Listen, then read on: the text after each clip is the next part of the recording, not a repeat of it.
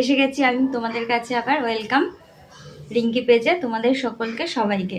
আজকে কি মেনু হবে সেটা তোমাদের দেখাচ্ছি, চলো। আজকের মেনু হবে এই যে ভোলা মাছ দিয়ে বেগুন শিম, বেগুন সিম, তারপর পেঁয়াজকলি আলু আর কাঁচা লঙ্কা দিয়ে করব চচ্চড়িটা। আর এই হলো চিংড়ি মাছ নারকেল, আর এখানে এটা হলো সর্ষে পোস্ত, আর এটা হলো পোস্ত আর কাঁচা লঙ্কা দিয়ে মালাইকারি করব।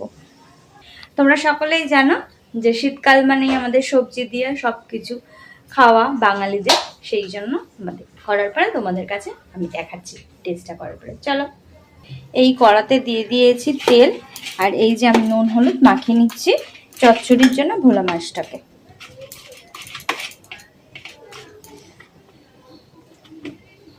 তেলটা আমার গরম হয়ে গেছে, এবার আমি মাছগুলো আস্তে আস্তে ছেড়ে দেবো।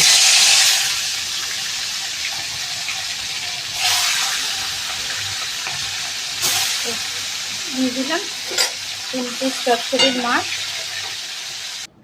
তো আমার মাছটা ভাজা হয়ে গেছে, এবার এই আমার নারকেলও কুড়ানো হয়ে গেছে।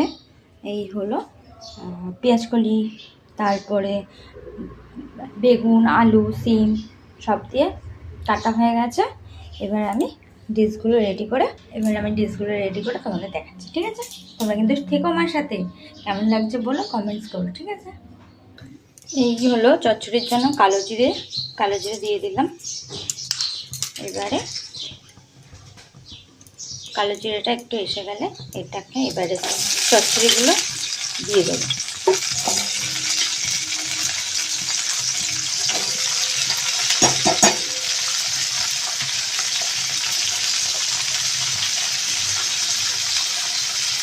নুন দিলাম, হলুদ দিলাম, কাশ্মীরি লঙ্কার গুঁড়ো দিলাম।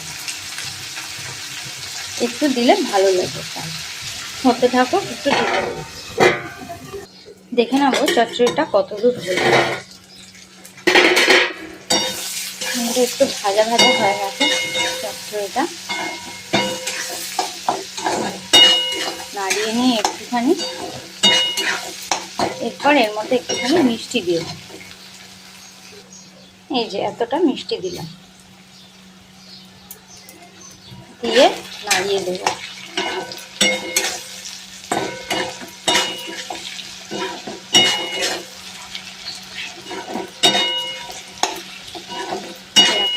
নাড়িয়ে দেবো, চচ্চড়িটা হয়ে গেছে। এবার এর মধ্যে 3 পিস যে মাছ দিয়েছিলাম, মাছ ভেজেছিলাম ভোলা মাছগুলো, সেই 3 পিস মাছগুলো দিয়ে দেবো। এর মধ্যে একটু জল দেবো না, আর আমি চচ্চড়িতে জল দিই না, দেখো মাখাই নামাবো। তো একটু লাগলে দেবো, মাছটা শুধু নরম করার জন্য। সামান্য এইটুখানি জল দেবো, ব্যাস, আর দেবো না, কারণ যাতে একটু চচ্চড়ি মাছটাকে একটু নরম করার জন্য দিলাম। মোটামুটি আমাদের চচ্চড়িটা হয়ে গেছে, একটুখানি হয়ে গেলে নামিয়ে, আমার চচ্চড়িটাকে আমি নামিয়ে ফেলেছি। ভোলা মাছ দিয়ে পেঁয়াজকলি বেগুন আলু দিয়ে চচ্চড়ি নামিয়ে ফেলেছি। এবার আমি চিংড়ি মাছের মালাইকারিটা, এই যে চিংড়ি মাছের মালাইকারিটা করবো, দেখাচ্ছি। এই যে পোস্তটাকে আমি ধুয়ে নিয়েছি, ধুয়ে এবার আমি পোস্তটাকে বেটে নেব।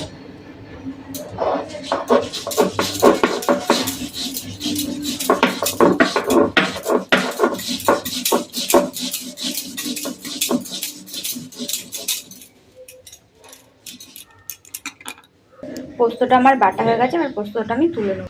আমার পোস্ত বাটা হয়ে গেছে, কাঁচা লঙ্কাগুলো এরকমভাবে ছিঁড়ে নিয়েছি। এই যে মাছ, আর এই যে সর্ষে পোস্ত পেস্টটা যেটা দেখিয়েছিলাম, সেই পেস্টটাকে না আমি কি করি, এরকমভাবে ছাঁকনির মধ্যে নিয়ে জল দিয়ে এইভাবে নিয়ে এরম করে এই যে জলটা বেরোয় সেটা দিয়ে করি, নইলে না তিতা খেতে লাগে, সেই কারণে আমি আর চিপড়াগুলো দিই না, ঠিক আছে? এবার করছি, দেখাবো। গ্যাসটা জ্বালিয়ে নিয়েছি। আমি এখানে চিংড়ি মাছ, এই যে নারকেল কুচি যেটা দুধ বার হবে, আর এখানে পোস্ত বাটা, এই যে কাঁচা লঙ্কা, আর যে দেখালাম সর্ষে পোস্ত যে ওটা করে নিয়েছি, আর এখানে 1 কাপ দুধ নিয়ে নিয়েছি। এবার এর কড়ার মধ্যে তেল দিয়ে দেবো। নারকেলগুলো আমি একটু মিক্সিতে গ্রাইন্ড করে নিচ্ছি দুধটা বার করার জন্য। একটু দুধ বার করেছি, ঠিক আছে, তা আর একটু আছে নারকেলগুলো, তার জন্য আমি একটু গ্রাইন্ড করে দুধটা বার করে নেবো।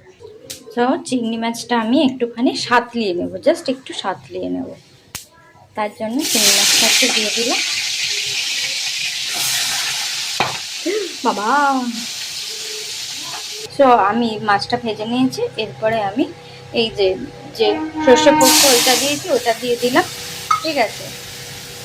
তারপরে আমি এই যে পোস্ত বাটাটাও দিয়ে দিচ্ছি, পোস্ত বাটাটাও দিয়ে দিয়েছি এর মধ্যে।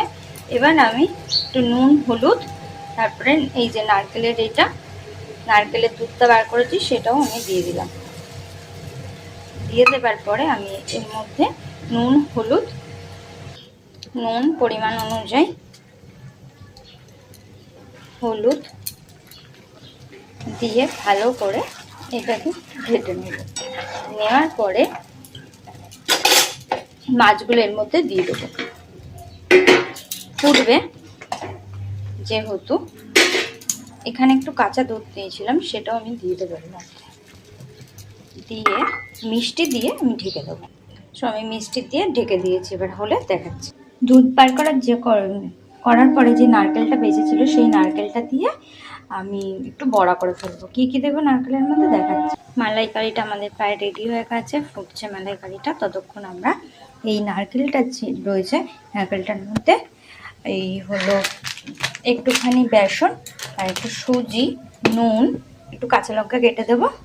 আর এই যে চাল ভিজিয়েছি, সিদ্ধ চালই ভিজিয়েছি একটুখানি, সেটা বেটে ওর মধ্যে দেবো।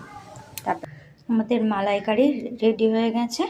এরপরে বড়টা করে পুরো ডিশগুলো সব দেখাচ্ছি তোমাদের। এই যে নারকেলগুলো নুন, হলুদ, কালো জিরে, বেসন আর চাল বাটা দিয়ে বড়াটা করছি, দেখাই। যদি তোমাদের কাছে চাল বাটা না থাকে, এই যে ভাতটা আছে, ভাতটাকে এরকমভাবে চটকিয়ে তোমরা এর মধ্যে দিয়ে দিতে পারো, তাহলেও বেশ মজমজে হবে দেখবে। এই আমি বড়াগুলো দিয়ে দিয়েছি। তো আমার বড়াগুলো আমি নামিয়ে নিয়েছি সব কটা নামিয়ে। এগুলো হচ্ছে, এখানেও আছে, আমি একটা খেয়ে নিই, ঠিক আছে। খুব ভালো হয়েছে, ঠিক আছে। চলো টাটা। ভালো লাগলে লাইক, শেয়ার আর সাবস্ক্রাইব করো। ততক্ষণ বড়াটা খেয়ে নিই আর ভাজাগুলোও ভেজে নিই। চলো টাটা।